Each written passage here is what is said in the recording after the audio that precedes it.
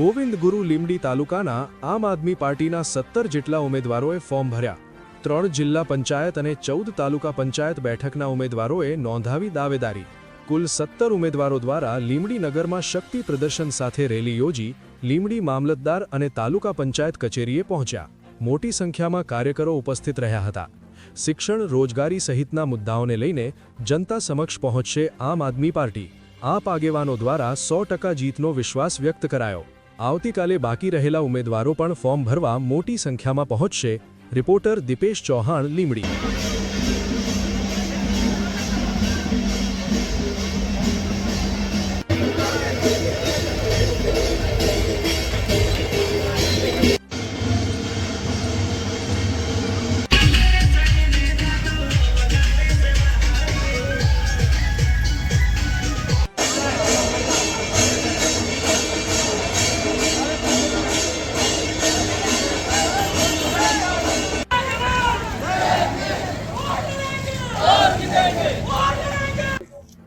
आज रोज गुरु गोविंद લીમડી તાલુકા પંચાયત ખાતે આમ આદમી પાર્ટીના 3 જિલ્લા પંચાયતોના ફોર્મ ભરાયા અને 3 જિલ્લા સીટો જેવી કે લીમડી, સિમલિયા અને આંબા એની અંદર આવતી 14 તાલુકા પંચાયતોના ફોર્મ ભરાયા છે અને આવતીકાલે તારીખ 10/4/2026ના રોજ બીજા ફોર્મ જે ઘટતા ફોર્મ ભરાશે।